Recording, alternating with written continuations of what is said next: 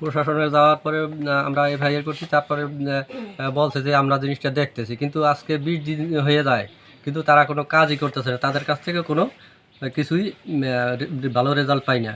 বরিশালের গৌরনদী উপজেলায় এক নাবালিকা স্কুল ছাত্রীকে বিয়ের প্রলোভন দেখিয়ে অপহরণের অভিযোগে একাধিক ব্যক্তির বিরুদ্ধে থানায় মামলা হয়েছে। ঘটনায় এলাকায় চাঞ্চল্যের সৃষ্টি হয়েছে। ভুক্তভোগীর পিতা দীপক সরকার বাদী হয়ে গৌরনদী মডেল থানায় লিখিত অভিযোগ করেন। অভিযোগে জানা যায়, পূর্ব সরমসিংহ গ্রামের তার 16 বছর বয়সী কন্যা দীপান্বিতা সরকার স্থানীয় মেধাকুল মাধ্যমিক বিদ্যালয়ের 10ম শ্রেণীর ছাত্রী। একই বিদ্যালয়ের শিক্ষার্থী 15 বয়সী রিতাজের সঙ্গে পরিচয়ের সূত্রে তাদের মধ্যে সম্পর্ক গড়ে ওঠে। বিষয়টি জানাজানি হলে পরিবার রিতাজকে সতর্ক করলে সে মেয়েটিকে তুলে নেওয়ার হুমকি দেয় বলে অভিযোগে উল্লেখ করা হয়।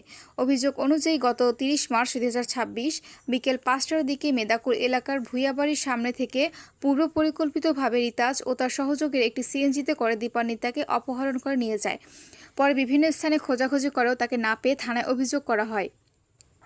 ভুক্তভোগীর পরিবারের দাবি, অভিযুক্তরা বর্তমানে ঢাকার কামরাঙ্গীরচরের রূপনগর এলাকায় অবস্থান করেছে। স্থানীয়দের বরাত দিয়ে অভিযোগে বলা হয়, রিতাজ পূর্বে সাইফুলের বাসায় থাকতেন এবং তার বিরুদ্ধে চুরির অভিযোগও রয়েছে। অভিযুক্তদের মধ্যে রয়েছে রিতাজ, তার পিতা দেলবার হোসেন, রাতুল হোসেন, আমজাদ হোসেন মাতুব্বার ও সাইফুল ইসলাম। পরিবারটির অভিযোগ, সংখ্যালঘু হওয়ায় তারা হুমকির মুখে রয়েছেন। এ বিষয়ে থানার কর্মকর্তারা জানান, অভিযোগটি গুরুত্বের সঙ্গে নেওয়া হয়েছে।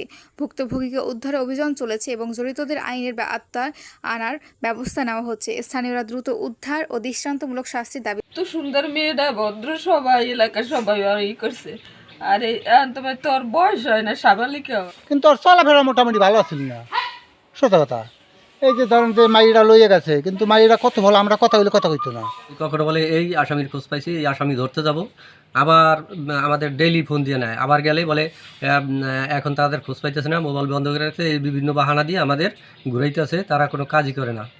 এখন মেয়ে নিরুদ্দেশ হওয়ার পর আমরা গিয়েছিলাম, ছেলের বাবা ফোন দিয়ে বলছে যে যেহেতু আমাদের পরিচিত, তাই তারা বলছে যে ভাই তুই তোর স্ত্রী নিয়ে আয়, আমরা তোর মেয়েরে তোর হাতে তুলে দেব। তখন আমরা গেলাম, যাওয়ার পরে আমরা বললাম যে ভাই আপনি যেহেতু বলছেন যে আমাদের পরিচিত, গেলাম, যাওয়ার পরে তারা উল্টা কথা বলে।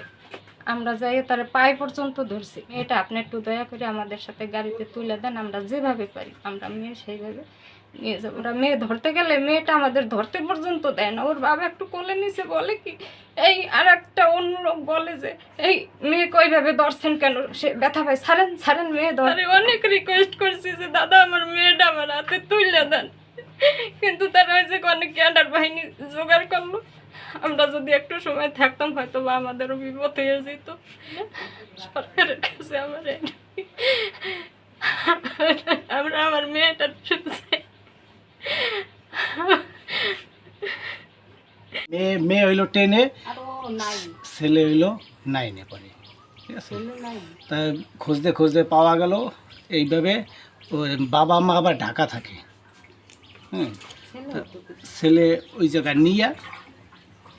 জায়গা নিয়া ওরা মানে যেভাবে হোক মেয়েটারে ভুলাইয়া ভালাইয়া যাই যেভাবে হোক আর কি ই করছে, কিন্তু মেয়ের বয়স হয় না, ছেলেরও বয়স হয় না। রিতাস কেটে হেয়ে চিনি না, বুঝছেন। আইয়া এই ঘরে আসিল কয় মাস, আমার ঘরে আলমারি খুললা টাহা চুরি করলো। মাঝে মাঝে ঘরে ওই ঢোকে, ঘরে ছিয়া টাহা আড়ায়। এই ঘরে যে চুরি হয়েছে হাতের হতে একের ধরে হালাইছে, হেড পরে পলাইছে।